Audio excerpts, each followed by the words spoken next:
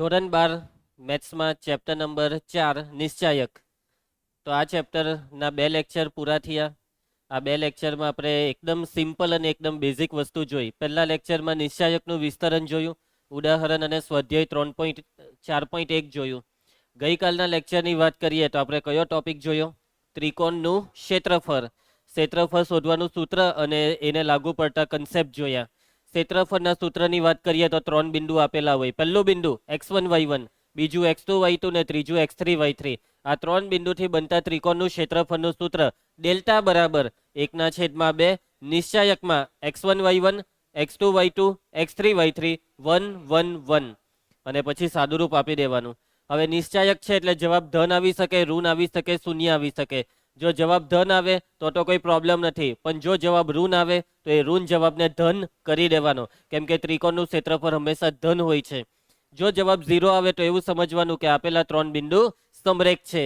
એના પછી કેટલાક દાખલામાં ત્રિકોણનું ક્ષેત્રફળ પહેલેથી આપી દેશે અને તમને કોઈ અજ્ઞાત આપી દેશે.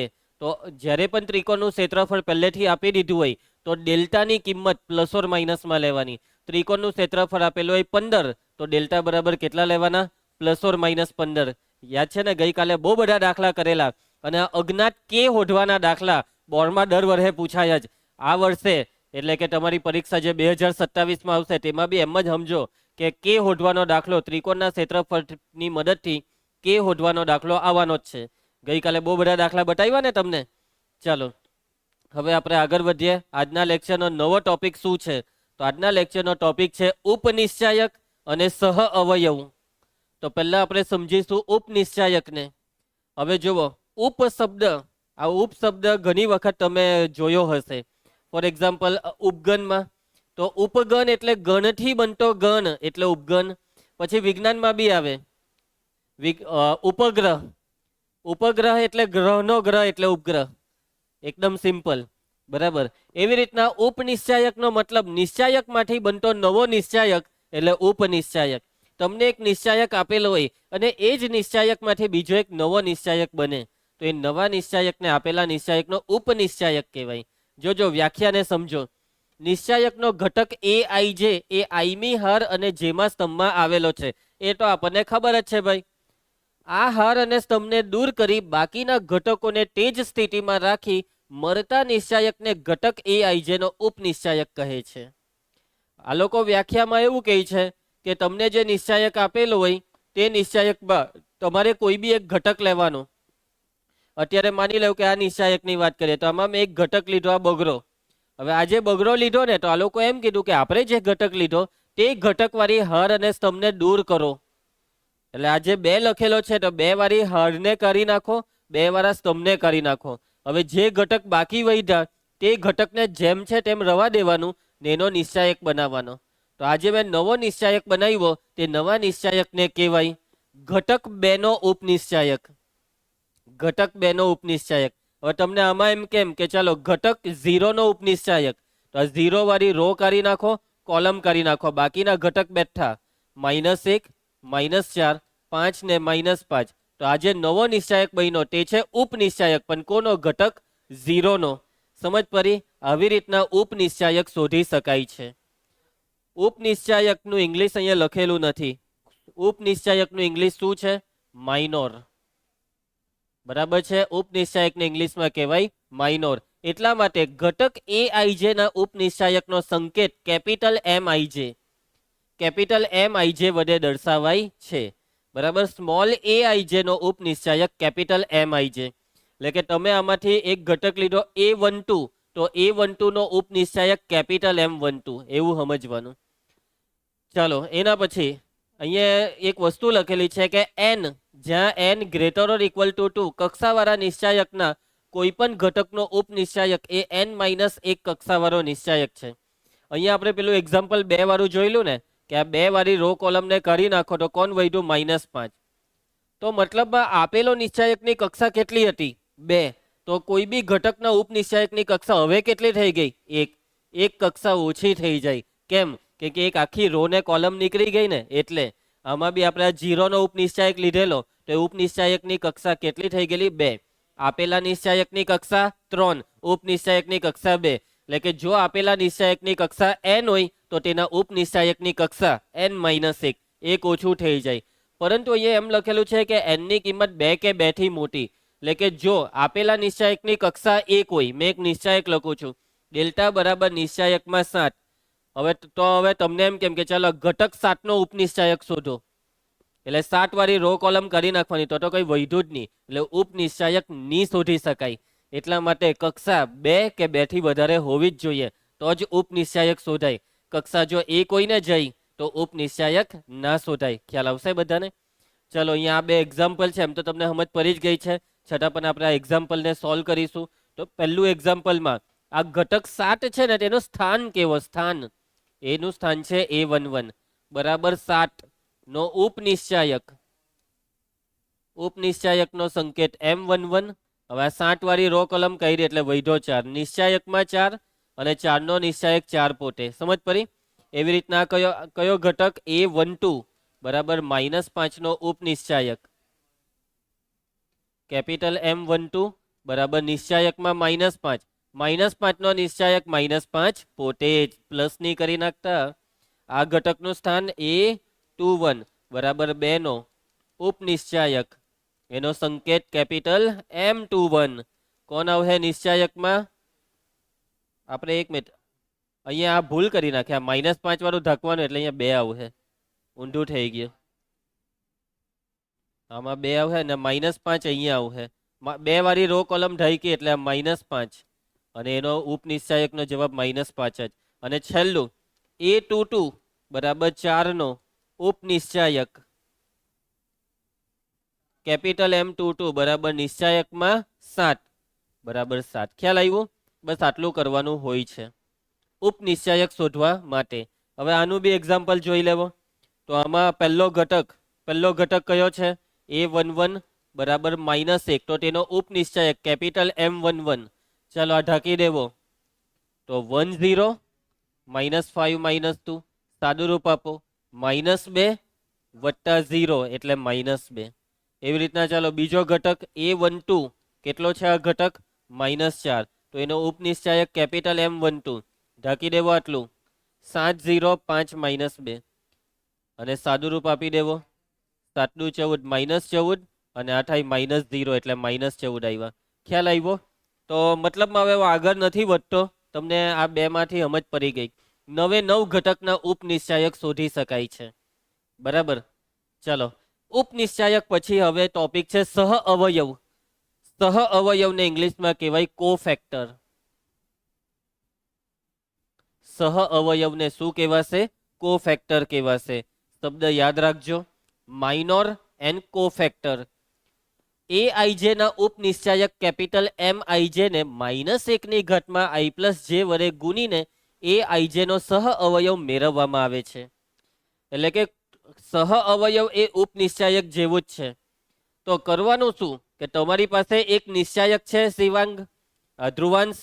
હવે આ જે નિશ્ચાયક છે તેમાં કોઈ બી ઘટકનો સહ અવયવ શોધવો છે, તો તમારે તે ઘટકનો ઉપનિશ્ચાયક શોધી કાઢવાનો અને એ ઉપનિશ્ચાયકને ગુણવાનું છે. કેટલા વડે? -1 ની ઘાતમાં i+j વડે. ઉપનિશ્ચાયકને -1 ની ઘાતમાં i+j વડે ગુણવાથી સહ અવયવ મળે. વાર્તા પૂરી. સહ અવયવનો સંકેત શું છે? તો તેનો સંકેત કેપિટલ Aij. કેપિટલ Aij સહ અવયવનો સંકેત છે. ઉપનિશ્ચાયકનો સંકેત દેવા, કેપિટલ Mij સહ અવયવનો સંકેત કેપિટલ Aij. અને આ કેપિટલ Aij નું બેઠું સૂત્ર જ બની જાય કે Aij શોધવું હોય તો Mij એટલે ઉપનિશ્ચાયકને કેટલા વડે ગુણવાનું? -1 ની ઘાતમાં i+j વડે. સિમ્પલ ખ્યાલ આવશે. ચલો અહીંયા એક્ઝામ્પલ નથી લખેલું, તો આપણે આગળ વાળું જ એક્ઝામ્પલ લઈ લઈએ. તો એક્ઝામ્પલમાં પહેલું ડેલ્ટા બરાબર, તો આમાં કેટલું હતું? 7 - 5 2 4. ચાલો તો પહેલો ઘટક કયો છે? 7. A11 બરાબર 7. હવે ડાયરેક્ટ આનો સહ અવયવ શોધવાનો છે, કેપિટલ A11. ચલો તો હવે આ જે કેપિટલ A11 છે તેના માટે કરવાનું શું? તો -1 ની ઘાતમાં i+j, એટલે આ i બરાબર 1 ને j બરાબર 1, એટલે હા 1 + 1, ને પછી અહીંયા ઉપનિશ્ચાયકનો નિશ્ચાયક, હવે 7 વાળું ધાયકું એટલે અહીંયા 4 -1 નો વર્ગ +1 ને આ 4 નો નિશ્ચાયક 4 પોતે. બસ આટલું કરવાનું. એના પછી A12 -5 તો તેનો સહ અવયવ કેપિટલ A12 -1 ની ઘાતમાં કેટલા લખવાના? 1 + 2 અને અહીંયા નિશ્ચાયકમાં ને ઢાંકી દીધું એટલે 2. તો અહીંયા -1 નો ઘન ને અહીંયા 2 ને લાગે માઇનસની નિશાની -2. ફરી સમજ આવડી ગયું ને? એટલે અહીંયા જોવા પહેલાનો જવાબ 4 તો અહીંયા બી 4, પણ અહીંયા બીજાનો જવાબ +2 તો અહીંયા -2. એટલે કે ઉપનિશ્ચાયક અને સહ અવયવમાં ફરક આટલો જ છે, ચિહ્ન બદલાય ખાલી. એ બી ક્યાં બદલાય ખબર? જો અહીંયા ચિહ્ન ફિક્સ જ, પ્લસ માઇનસ પ્લસ, એટલે આ બે જગ્યાએ ચિહ્ન બદલાય. અહીંયા પ્લસ થી ચાલુ કરવાનું, પ્લસ માઇનસ, પહેલીમાં પ્લસ થી ચાલુ કર્યું તો બીજીમાં માઇનસ થી. આ જ સેટિંગ યાદ રાખવાનું, બરાબર છે? હવે આપણે 3 કક્ષાવાળો લઈએ, એમાં બી આગળનું જ એક્ઝામ્પલ લઈ લઈએ. તો શું હતો ડેલ્ટા બરાબર -1 -4 3 7 1 -1 -4 3 7 1 ને પછી 0 બી હતો. પછી 5 -5 -2. ચલો જઈ પહેલો ઘટક A11 બરાબર -1, એનો ઉપનિશ્ચાયક કેપિટલ A11 બરાબર -1 ની ઘાતમાં 1 + 1 ને અહીંયા નિશ્ચાયકમાં ઢાંકી દેવું પડે 1 0 -5 -2 -1 નો વર્ગ +1 નાનું સાદુરૂપ -2 + 0 એટલે -2. તો ફાઇનલ જવાબ -2.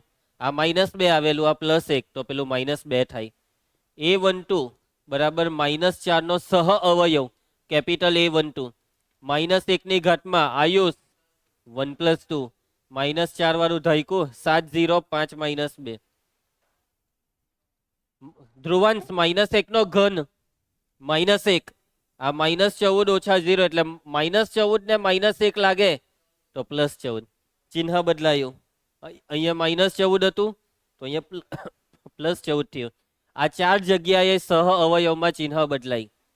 આપણે પેલો ચિહ્નનો નિયમ શીખેલા એ જ છે બેઠું, plus minus plus, minus plus minus, plus minus plus. તો આ 4 જગ્યાએ માઇનસ આવે એ જ માઇનસ અહીંયા પણ લાગવાનું છે. એટલે કે ઉપનિશ્ચાયકનો જવાબ જેટલો જ સહ અવયવનો જવાબ આવી શકે અથવા એનો વિરોધી આવે. વિરોધી આ 4 જગ્યાએ થાય ને આમાં પ્રતિવિકર્ણમાં વિરોધી થાય. દાખલા 2 ને 3 કક્ષાના આવે, 4 કક્ષાના તો આવે નહીં. આવડી જશે, સિમ્પલ એકદમ. આગળ વધીએ ધ્રુવા. ચલો ઉદાહરણ 8, આપેલા નિશ્ચાયકના ઘટક 6 નો ઉપનિશ્ચાયક શોધો. એકદમ સિમ્પલ દાખલો. ચાલો આયુષ શોધીએ. સૌથી પહેલા અહીંયા જે નિશ્ચાયક આપેલો છે લખવાનો. અહીં ડેલ્ટા બરાબર જે આપેલું છે તે લખી દેવાનું. કયો ઘટક 6 કયા સ્થાને છે? કઈ રો? પુષ્પા રો બોલ. બીજી કોલમ બોલ.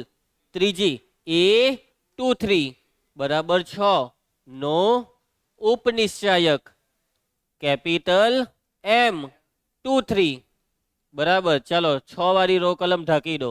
1 2 7 8 સાદુરૂપ આપી દો. 8 - 14 કેટલા થશે? -6 થશે. પતી ગયો દાખલો. આવડી જાય આવું? આવો દાખલો તમને 1 માર્કના MCQમાં પૂછાવાનો નથી. આવું થોડું પૂછાય, આટલું ઇઝી કોઈ પૂછે? ચાલો આગળ વધીએ. ઉદાહરણ 9, આપેલા નિશ્ચાયકના બધા જ ઘટકના ઉપનિશ્ચાયક અને સહ અવયવ શોધો. દેવા ચાલ ધ્યાન આપજે, બધા જ ઘટક કહી દીધા અને બધું જ શોધો. ઉપનિશ્ચાયક બી શોધો, સહ અવયવ બી શોધો. ચાલો સૌથી પહેલા નિશ્ચાયકને ડેલ્ટા નામ આપી દઈએ. ધારો કે ડેલ્ટા બરાબર 1 - 2 4 ટન. ચાલો પહેલો ઘટક જોવો, અહીંયા આપણે એક કોષ્ટક જેવું બનાવી દઈએ. અહીંયા ઘટક, અહીંયા ઉપનિશ્ચાયક ને અહીંયા આપણે ખાનું બનાવી દઈએ સહ અવયવનું. ચાલો પહેલો ઘટક કયો છે પુષ્પા? A11 બરાબર 1, એનો ઉપનિશ્ચાયક કેપિટલ M11 બરાબર નિશ્ચાયકમાં 3 એટલે 3. હવે સહ અવયવમાં બહુ લાંબુ નહીં ખેંચતા, આ 3 લખું કે -3 એમ ડાયરેક્ટ ખબર પડી જાય. તો આ બે જગ્યાએ બેઠું 3 અને આ બે જગ્યાએ માઇનસની નિશાની, અથવા આવી રીતના બી થઈ જાય કે અહીંયા સરવાળો યુગ્મ થાય તો આ બેઠું અને નીચે વાળાનો સરવાળો અયુગ્મ થાય તો ચિહ્ન બદલવાનું. આવી રીતના બી યાદ રાખી શકાય. A12 ચાલો બીજો ઘટક -2 કેપિટલ M12 આ ઢાંકી દીધું એટલે નિશ્ચાયકમાં 4 એટલે 4 પોતે. ચલો કેપિટલ A12 4 લખું કે -4? -4 કેમ કે આ સરવાળો 3 અયુગ્મ. ચલો એના પછી A21 બરાબર 4. Capital M21 નિશ્ચાયકમાં -2. પુષ્પા -2 નો નિશ્ચાયક -2. કેપિટલ A21 ચલો આ -2 લખું કે +2? +2 કેમ કે આ સરવાળો 3 અયુગ્મ. A22 બરાબર 3 તો એનો ઉપનિશ્ચાયક કેપિટલ M22 નિશ્ચાયકમાં 1 એટલે 1. નાનો જવાબ બી 1. 1 થાય 2 ને 2 4 યુગ્મ એટલે બેઠું. ખ્યાલ આવશે? પૈતો દાખલો. ચલો એના પછી નેક્સ્ટ ઉદાહરણ 10. વ્યાપક સ્વરૂપનો નિશ્ચાયક આપેલો છે. આપેલ નિશ્ચાયકના આ બે ઘટકના ઉપનિશ્ચાયક અને સહ અવયવ શોધો. એ તો એ જ શોધવાનું છે, પરંતુ અહીંયા રકમ નથી આપી, વ્યાપક સ્વરૂપ આપ્યું તો કઈ વાંધો નહીં. સૌથી પહેલા તમને અહીંયા રકમમાં જે નિશ્ચાયક આપેલો હોય તે લખી દેવાય કે ભાઈ ડેલ્ટા બરાબર આપેલું છે કંઈક આવું. ચલો ઘટક, ઉપનિશ્ચાયક અને સહ અવયવ. ચલો ઘટક કયો છે? A11. હવે અહીંયા A11 બરાબર એ કેટલા તે નથી, એટલે એવું બધું કંઈ બરાબર પાડતા નહીં. હવે A11 નો ઉપનિશ્ચાયક એટલે નિશ્ચાયકમાં કેપિટલ M11 બરાબર નિશ્ચાયકમાં A22, A23, A32 ને A33 નાનું વિસ્તરણ કરીને મૂકી દેવાનું. તો આ બેનો ગુણાકાર A22 A33 માઇનસ A23 અથવા A23 A32. ચલો સહ અવયવને હજી થોડોક ખસેડીએ. તો હવે સહ અવયવ કેપિટલ A11 બરાબર આ બેઠું લખું કે ચિહ્ન બદલું? સરવાળો 1 ને 1 બે યુગ્મ અથવા 4 જગ્યાએ ચિહ્ન બદલાય એમ યાદ રાખો, એટલે આ બેઠું A22 A33 minus A23 A32. ખ્યાલ આવશે? ચલો પછી કયો ઘટક કીધો છે? A21. દેવા A21 કા છે? A21 કેપિટલ M21 બરાબર ચાલો A21 હર્યું તો આટલું ઢાંકી દેવાનું. A12 A13 A32 A33. ચલો વિસ્તરણ A12 A33 minus A13 A32. ચાલો કેપિટલ A21 સરવાળો 2 ને 1 3 સરવાળો અયુગ્મ ચિહ્ન બદલાય, આને પ્લસ કરી દેવાનું ને આને માઇનસ ને આગળ પાછળ કરી દો એટલે A13 A32 minus A12 A33. આવડી જશે આ બધી વસ્તુ તમને. આગળ વધીએ તો આપને હા એક્ઝામમાં આવી રીતના જ લખવાનું છે, કેમ કે પૂછાવાનું નથી. બરાબર એક્ઝામમાં આ ટોપિકના દાખલા જે પૂછા છે ને તેમાં હું તમને સમજાવીશ કેવી રીતના લખવાનું, કેવી રીતના કરવાનું. હજી બી મેઇન દાખલા આ ટોપિકના આવ્યા જ નથી. હજી બી આ વોર્મઅપ ચાલતું છે, પ્રેક્ટિસ ચાલતી છે. બરાબર છે પુષ્પમ? સહ અવયવની મદદથી નિશ્ચાયકનું વિસ્તરણ. તો ધ્યાન આપજો. હવે તમને નિશ્ચાયકનું વિસ્તરણ કરતા તો આવડે જ છે. જો નિશ્ચાયકની કક્ષા 3 હોય તો એનું વિસ્તરણ તમે કરો જ છો. કેવી રીતના કરો છો? 6 રીતે કરો છો. પહેલી હાર લઈ શકાય, બીજી હાર ત્રીજી, પહેલો સ્તંભ બીજો ત્રીજો, હે ને? અને ચિહ્નના નિયમને ધ્યાનમાં રાખીને કરો છો ને વિસ્તરણ. પરંતુ એ જ વિસ્તરણ પરંતુ જરાક મેથડ બદલીશું. પણ હવે કોની મદદથી વિસ્તરણ? સહ અવયવની મદદથી. કોની મદદથી? સહ અવયવની મદદથી. તો જો ધ્યાન આપજો. હવે તમને આનું વિસ્તરણ કરવા કહે તો તમે જોજો, અહીંયા મેં લખું છું ડેલ્ટા બરાબર પહેલી હારને સાપેક્ષે કહે તો A11 પછી તમે અહીંયા નિશ્ચાયક લખો, આને ઢાંકી દેહો. પછી A22 A23 A32 A33 એના પછી અહીંયા માઇનસ A12 ને પછી અહીંયા પેલો નિશ્ચાયક બનાવો. પછી અહીંયા A13 પછી અહીંયા બીજો નિશ્ચાયક. આવું જ કરો ને. હવે માની લેવો કે તમે બીજી હાલ લીધી. કઈ હાલ લીધી? બીજી. તો અહીંયા બસ ખાલી ચિહ્ન બદલા છે. A21 પછી પેલો ઢાંકવાના નિશ્ચાયક બનાવો. અહીંયા A22 અહીંયા નિશ્ચાયક બનાવો. પછી અહીંયા માઇનસ A23 નિશ્ચાયક બનાવો. ખ્યાલ આવે છે? હવે શું તમને ખબર છે કે આ જે લખેલું છે તે આ શું છે?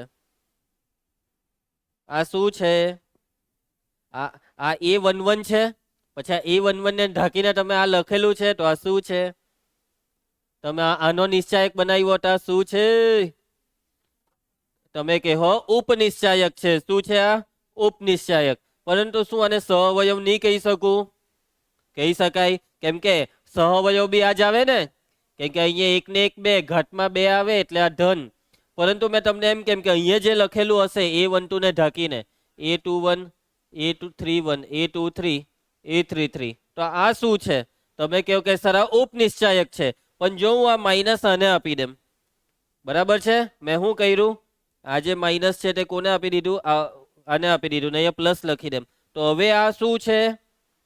સહ અવયવ છે, કેમ કે માઇનસ બી આપી દીધું. એના પછી અહીંયા જે નિશ્ચાયક લખેલો છે તે પણ શું છે? સહ અવયવ. તો મતલબમાં અહીંયા જે આપણે બધા નિશ્ચાયક બનાવેલા છે ને, તે નિશ્ચાયકની જગ્યાએ સહ અવયવનો સિમ્બોલ લખી દેવાનો. જોજે દેવા, ડેલ્ટા બરાબર પહેલો ઘટક A11 ને એની બાજુમાં આ છે સહ અવયવ A11 નો, કેપિટલ A11. પછી જો અહીંયા પ્લસ પછી અહીંયા માઇનસ આવે તો અહીંયા માઇનસ નહીં પાડતા, અહીંયા પ્લસ જ પાડવાનું. A12 ને પછી એનો સહ અવયવ કેપિટલ A12. કેમ અહીંયા પ્લસ પાડ્યું? કેમ કે જે માઇનસ અહીંયા હતું તે સહ અવયવના લીધે આમાં જતું રહ્યું. એના પછી plus A13 into capital A13. તો આ છે નિશ્ચાયકનું વિસ્તરણ કરવાનું એક નવું સૂત્ર, અને નવા સૂત્રમાં બધે પ્લસ જ આવશે. જે માઇનસ સૂત્રમાં આવવું જોઈએ તો ઓટોમેટિક કેપિટલ A ની અંદર આવી જ ગયું છે. સમજ જા. એવી રીતના હવે બીજી હારને સાપેક્ષે વિસ્તરણ કરવાનું હોય તો બીજી હાર A21 capital A21 plus A22 capital A22 plus A23 capital A23. ફરી સમજ. એના પછી ત્રીજી હોય તો A31 capital A31 A32 capital A32 A33 capital A33. તો અહીંયા જે તમે વિસ્તરણ કર્યું તે હરને સાપેક્ષે, ચાલો સ્તંભને સાપેક્ષે. ચાલ પુષ્પા બોલ. A11 કેપિટલ A11 પ્લસ બોલ A21 capital A21 A31 capital A31. ચાલો હવે બીજી હાર A12 capital A12 A22 capital A22 A32 capital A32. અને છેલ્લે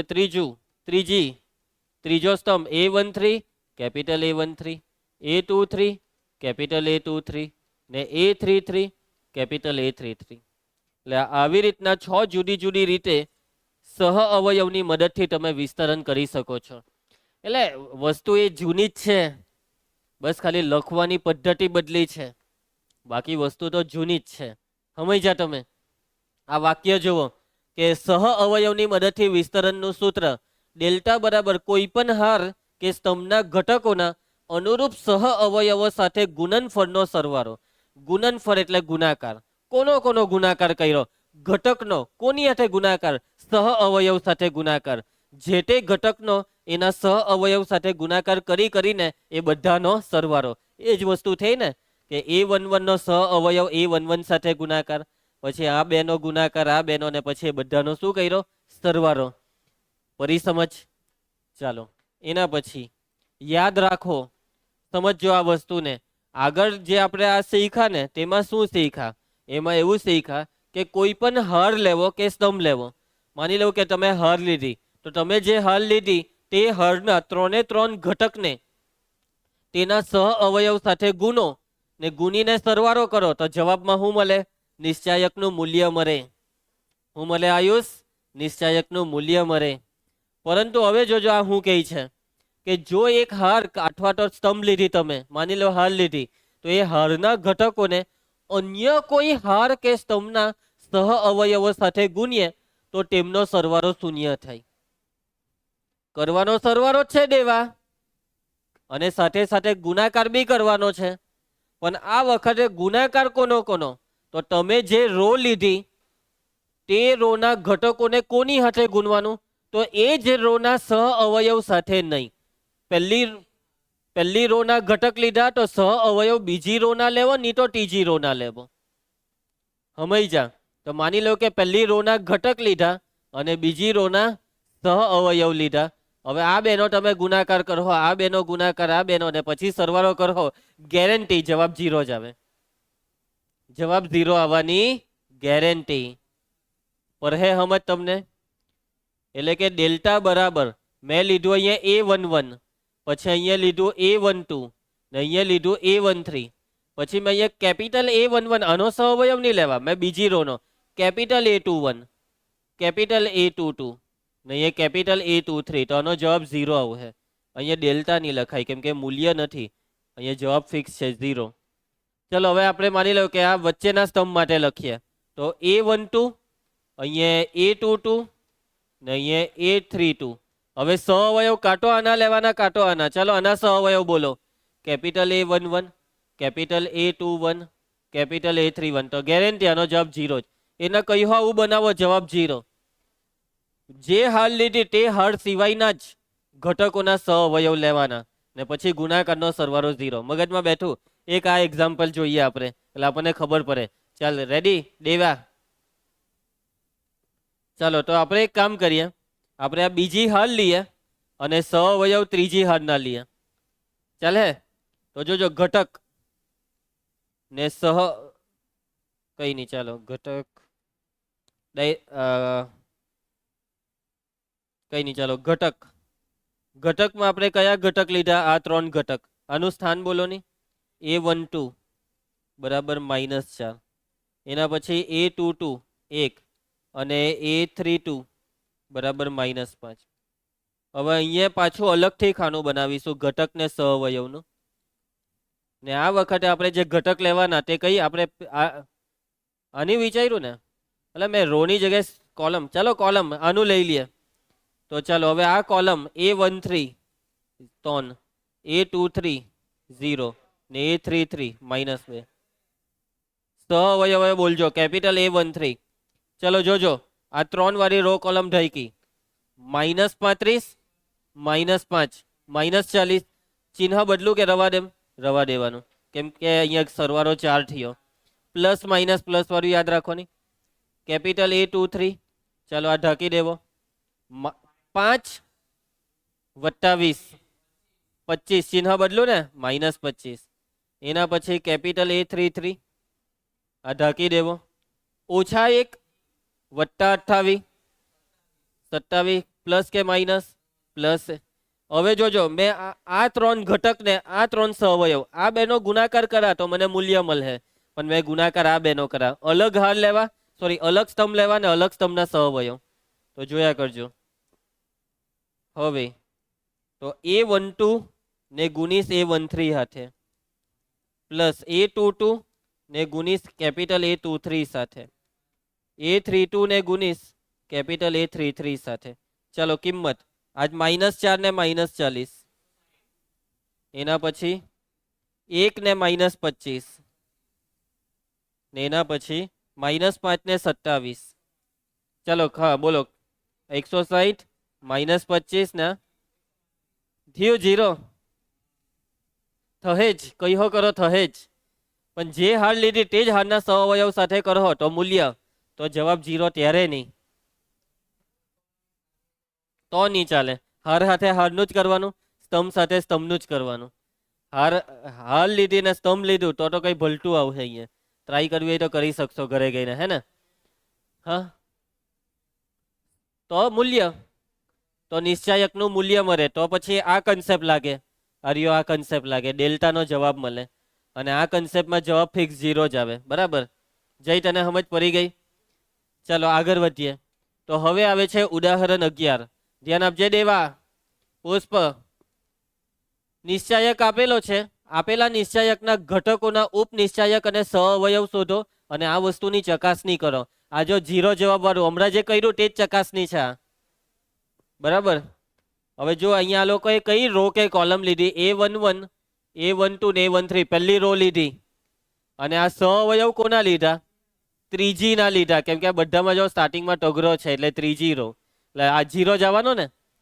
ચાલો પણ પહેલા લોકોએ બધા જ ઘટકના ઉપનિશ્ચાયક અને સહઅવયવ શોધવા કીધા. તો ચાલો શોધીએ.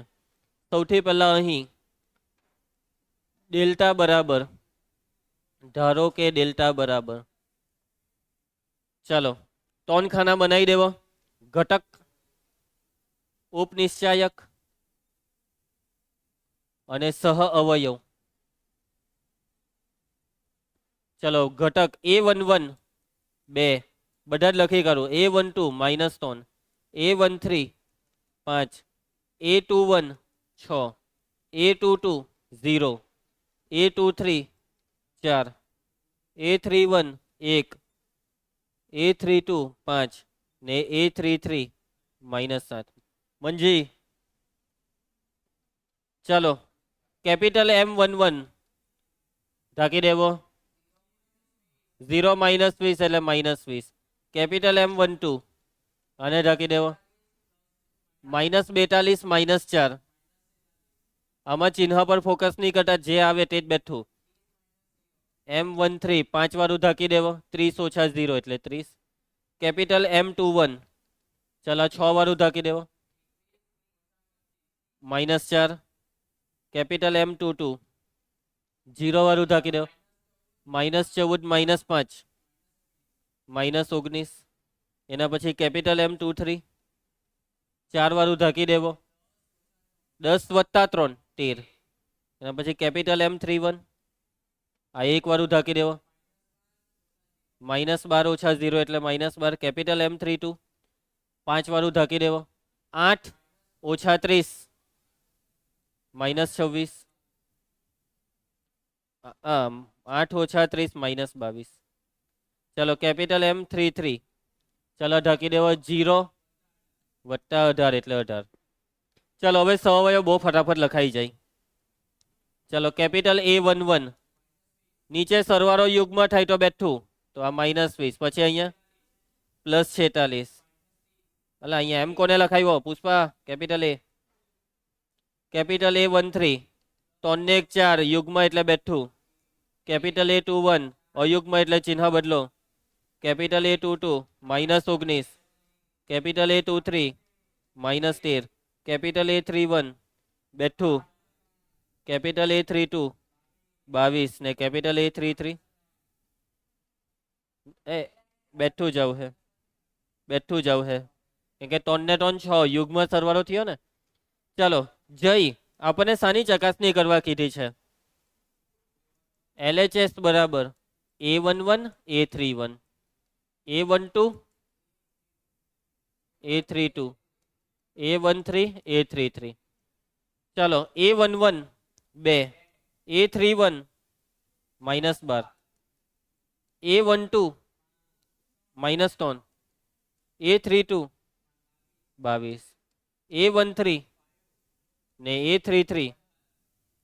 ચાલો સાદુરૂપ 12 - 24 માઇનસમાં -66 ને 18 × 50 90 થઈ ગયું 0. સાબિત થઈ ગયું LHS બરાબર RHS. પડી ગઈ બધાને સમજ છે ને? એકદમ ઈઝી, આવડી જાય એવું. ચલો આ બી નથી પૂછાતો ભાઈ ને, કદાચ પૂછે તો ઠીક. MCQ ની મોટો દાખલો કહેવાય 2 માર્કમાં. ચલો સ્વાધ્યાય 4.3 પ્રશ્ન 1 તૈયાર બધા? તો આ પહેલા 2 દાખલામાં શું છે?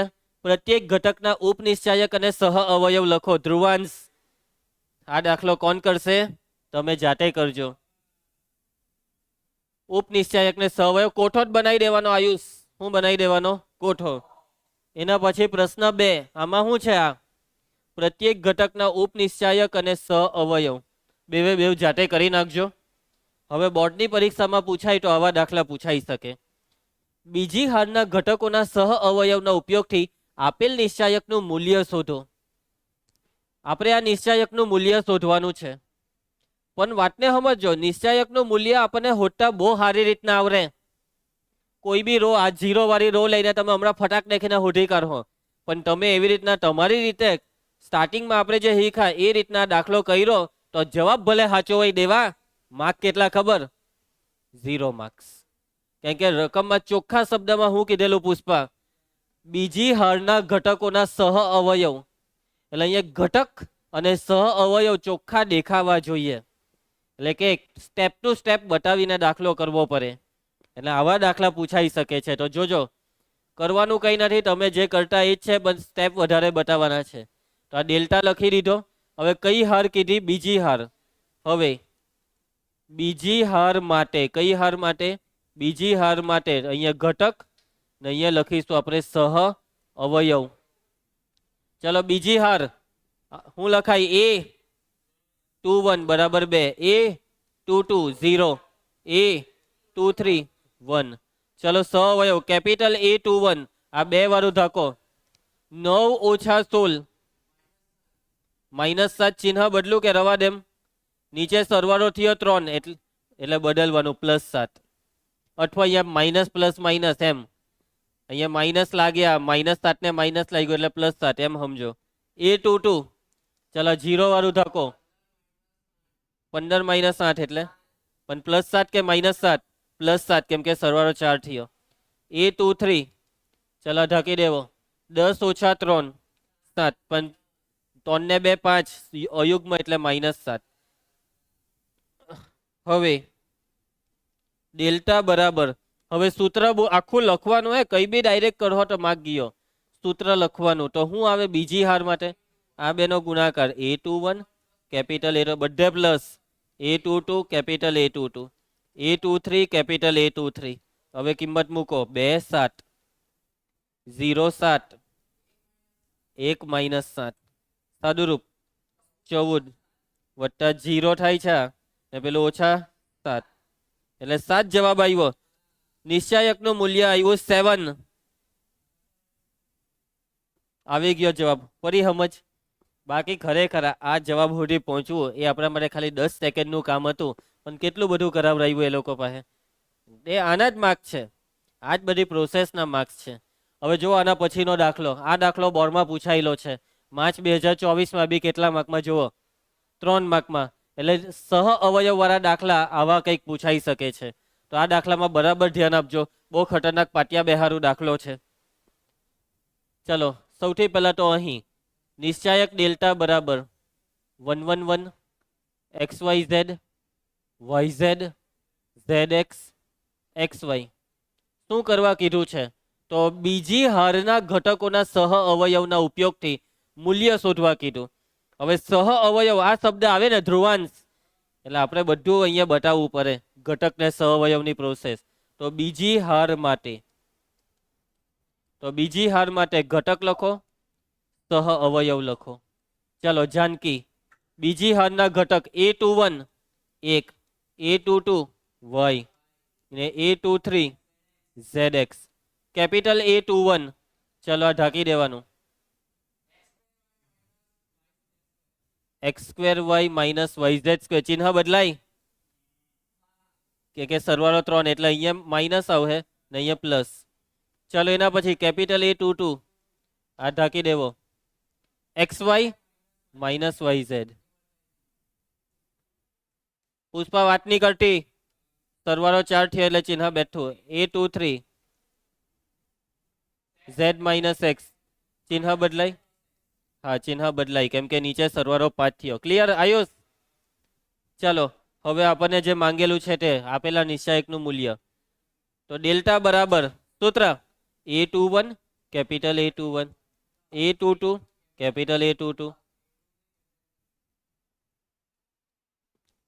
ચાલો કિંમત મૂકવા માંડીએ અહીંયા 1 કૌંસમાં આ પહેલા પ્લસ વાળું જ લખીએ ને YZ² -X²Y પછી આ પ્લસ y કૌંસમાં XY - YZ પ્લસ ZX કૌંસમાં X - Z ચાલો હવે શું કરીએ તમે કહો કે સર બધા કૌંસ ખોલી કરીએ તો ચાલો તો ખોલો કૌંસને અથવા ઊભા રહેજો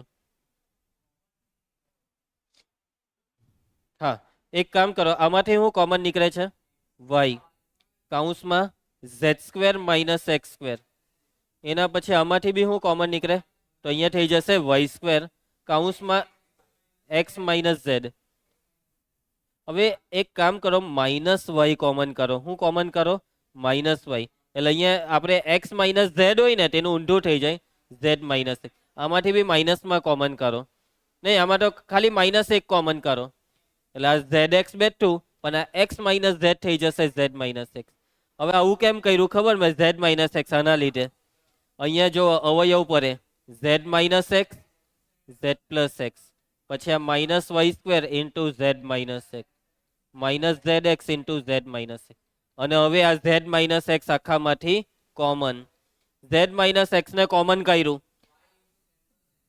તો જોજો ગુણાકાર y ઇન્ટુ Z + X ચાલો ગુણી કરો YZ + XY અહીંયા માઇનસ વાય સ્ક્વેર ને અહીંયા માઇનસ ઝેડ એક્સ આવું આવ્યું.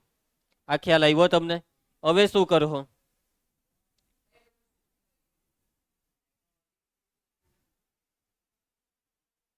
તો ધ્યાન આપજો, ધ્યાન આપજો. જોડી બનાવવાની છે. અહીંયાથી જરાક પાટિયું બેહારવાનું છે, જોયા જ કરજો બધા. અવયવ પાડવાના છે. આમાં અવયવ પાડી શકશો? અવયવ આ બેમાંથી કઈ કોમન નીકળે? નીકળે છે. તો કૌંસમાં ઝેડ પ્લસ એક્સ, તો આ બેમાંથી કઈ કોમન નીકળે? ના, એટલે નહીં. બીજી જોડી બદલો. આ બે લેવાય તો વાય કોમન નીકળે, તો કૌંસમાં શું આવે? જોજો, વાય કોમન કરું છું. કયા બેમાંથી? આ બેમાંથી. તો કૌંસમાં ઝેડ માઇનસ વાય, ને આ બેમાંથી શું કોમન નીકળે? એક્સ. તો અહીંયા કૌંસમાં શું આવે? Y minus z. શું આ બે કૌંસ સરખા બન્યા? ચિહ્નનો ફરક છે. તો જોજો, હું આને પહેલા લખી કાઢું, X into Y minus Z, ને આમાંથી માઇનસ કોમન, એટલે Y into Z minus Y. અને હવે માઇનસ કોમન કર્યું ને, એટલે અહીંયા ઝેડ માઇનસ વાયનું વાય માઇનસ ઝેડ. એટલે હવે જોજો, આ ઝેડ માઇનસ એક્સ બેઠું, એના પછી આ વાય માઇનસ ઝેડ, ને એના પછી આ એક્સ માઇનસ વાય. આ છે જવાબ. જવાબને ગોઠવો. પહેલા એક્સ માઇનસ વાય, પછી વાય માઇનસ ઝેડ, ને પછી ઝેડ માઇનસ એક્સ. તો આ વસ્તુ કરવાથી તમને પૂરા 3 માર્ક મળે. સાદુરૂપ તમારે મગજમાં ઉતારવું પડે ને ઘરે ગઈને એની પ્રેક્ટિસ કરવી પડે. ખ્યાલ આવશે? એટલે 3 માર્ક એમ દાખલો તમને એમ લાગે એટલે આ તો શું દાખલો છે, મેઇન સાદુરૂપ જ છે. આટલે સુધી તમે કરો, પછી અહીંયા પાટિયા બેહારવાના છે જોડી બનાવીને. એ વસ્તુ જો તમારા મગજમાં ઉતરી ગઈ તો તમારું કામ થઈ ગયું.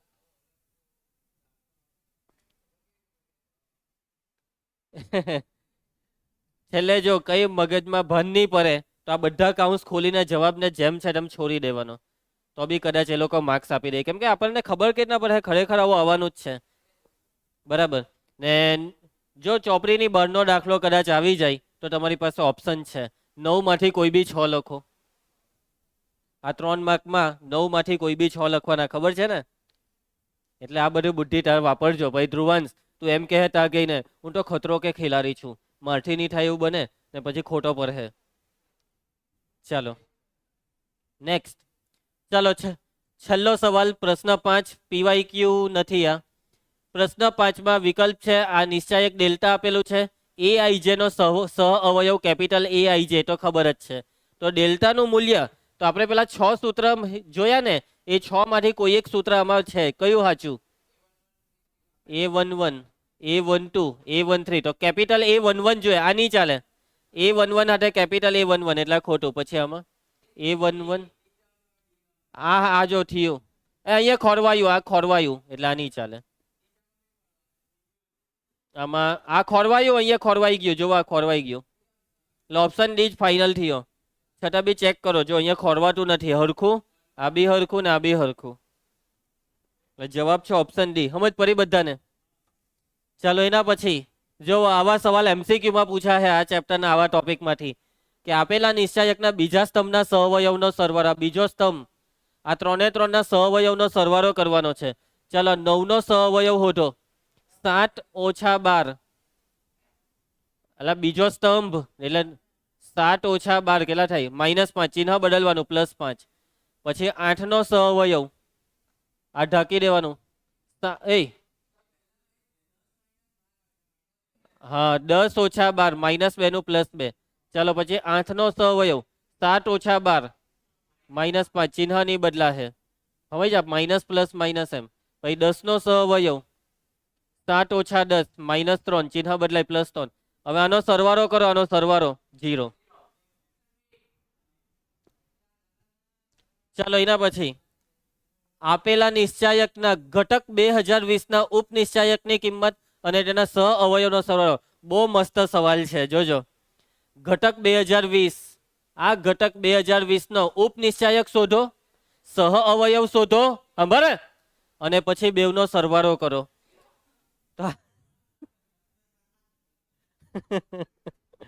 તમે જો કેવી મજાક કરી જાય. આનો ઉપનિશ્ચાયક શું? તો આ 4 ઘટક આવે, 2022, 2024, 2025 ને 2027. આ ઉપનિશ્ચાયક કેપિટલ એમ ને આ કયો સ્થાન છે? પહેલી રો બીજી કોલમ M12. આનો સહવયવ બી આ જ આવે ને? બસ ચિહ્ન જ અગાડી જોવાનું. તો ચિહ્ન કયું આવે આનું? માઇનસ. ને હવે આ બેવનો સરવાળો 0. પણ અમુક લોકો શું કરે ખબર? આનું મૂલ્ય હોઢે કેલ્સીમાં ટક ટકાટક કરે, પછી આ બી હોઢે ને પછી બેવનો સરવાળો કરે. મતલબમાં શોર્ટ એન્ડ સિમ્પલ જાનકી, આ ચાર ઘટકની વાત આવે તો ઉપનિશ્ચાયક ને સહવયવનો સરવાળો 0, કેમ કે ઉપનિશ્ચાયક ને સહવયવ એમ સેમ હોય, વાલી ચિહ્ન વિરોધી હોય. ચાલો, એટલે આ બધી બુદ્ધિ દોરાવવાની. હવે આ જુઓ, આવા સવાલ આવશે MCQ માં. આ એક નિશ્ચાયક આપેલો છે. ચાલો, PQR અનુક્રમે 13, 5 અને 11 ના સહવયવ હોય તો આ કિંમત શોધો. જોજો, P શું છે? 13 નો સહવયવ, Q 5 નો અને R 11 નો. ક્યાં છે 13, 5, 11? હરિયા, આનો P, આનો Q, નાનો R. ચાલો સહવયવ શોધો. 13 નો સહવયવ.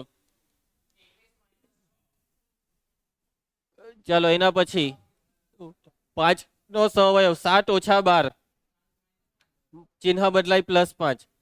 એના પછી 11 નો સહવયવ 0 ઓછા 6. હવે આમાં કિંમત મૂકો ભાઈ. P 21, 3Q 45 અને આ 6 છંગ 36, કેટલા થાય? 0. Option C. ફરી સમજ. ચાલો બસ, તો આજે અહીંયા સુધી આપણે રાખીશું. આવતીકાલે પાછો આવી જ રીતે એક નવો ટોપિક આવશે. નવી નવી વસ્તુ આપણે આ રીતના રોજ આ ચેપ્ટરમાં શીખવાની છે. ચાલો, તો ઝેરોક્સ લઈને જજો અને નોટબુક ચેક કરાવતા રહેજો. અપ ટુ ડેટ રહેજો. આજનું આજે કરવાનું, એવી રીતના રોજનું રોજ કરવાનું. મળીએ.